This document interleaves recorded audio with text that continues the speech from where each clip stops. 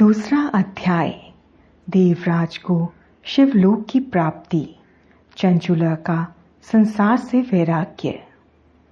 श्री शौनक जी ने कहा, आप धन्य हैं सूत जी, आप परमात्म तत्व के ज्ञाता हैं। आपने हम पर कृपा करके हमें यह अद्भुत और दिव्य कथा सुनाई है। भूतल पर इस कथा के समान कल्याण का कोई और साधन नहीं है। आपकी कृपा से ये बात हमने समझ ली है। सूत जी, इस कथा के द्वारा कौन से पापी शुद्ध होते हैं, उन्हें कृपा पूर्वक बताकर इस जगत को कृतार्थ कीजिए। सूत जी बोले, मुने, जो मनुष्य पाप, दुराचार तथा काम, क्रोध, मद, लोभ में निरंतर डूबे रहते हैं, वे भी शिव पुराण पढ़ने अथवा सुनने से शुद्ध हो जाते हैं तथा उनके पापों का पूर्णतया नाश हो जाता है। इस विषय में मैं तुम्हें एक कथा सुनाता हूँ। देवराज ब्राह्मण की कथा। बहुत पहले की बात है कि रातों के नगर में देवराज नाम का एक ब्राह्मण रहता था। वह ज्ञान में दुर्बल, गरीब, रस बेचने वाला तथा वैदिक धर्म से विमुक्त था। वह स्नान संध्या नहीं करता था तथा उसमें वैश्यवृत्ति बढ़ती ही जा रही थी।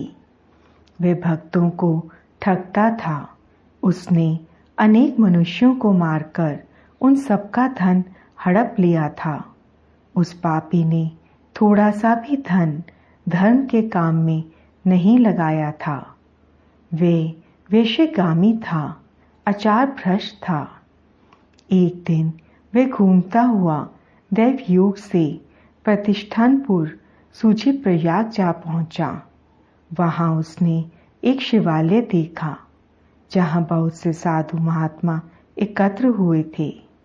देवराज वहीं ठहर गया। वहां रात में उसे ज्वर आ गया और उसे बड़ी पीड़ा होने लगी। वहीं पर एक ब्राह्मण देवता शिव पुराण की कथा सुना रहे थे। ज्वर में पड़ा देवराज भी ब्राह्मण के मुख से शिव कथा को निरंतर सुनता रहता था। 1 मास बाद देवराज ज्वर से पीड़ित अवस्था में चल बसा। यमराज के दूत उसे बांधकर यमपुरी ले गए। तभी वहां शिवलोक से भगवान शिव के पार्षदगण आ गए। वे कपूर के समान उज्ज्वल थे। उनके हाथ में त्रिशूल, संपूर्ण शरीर पर भस्म और गले में रुद्राक्ष की माला उनके शरीर की शोभा बढ़ा रही थी।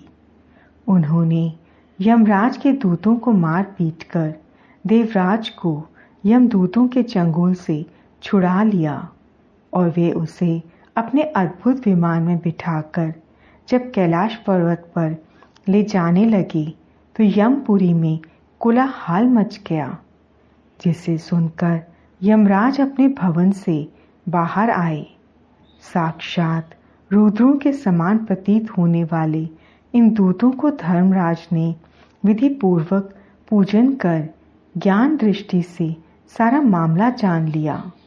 उन्होंने भय के कारण भगवान शिव के दूतों से कोई बात नहीं पूछी। तत्पश्चात शिवदूत देवराज को लेकर कैलाश चले गए और वहां पहुंचकर उन्होंने ब्राह्मण को करुणावतार भगवान शिव के हाथों में सौंप दिया। शौनक जी ने कहा, महाभाग सूत जी, आप सर्वज्ञ हैं। आपकी कृपा प्रसाद से मैं कृतार्थ हुआ। इस इतिहास को सुनकर मेरा मन आनंदित हो गया है। अतः भगवान शिव में प्रेम बढ़ाने वाली दूसरी कथा भी कहिए।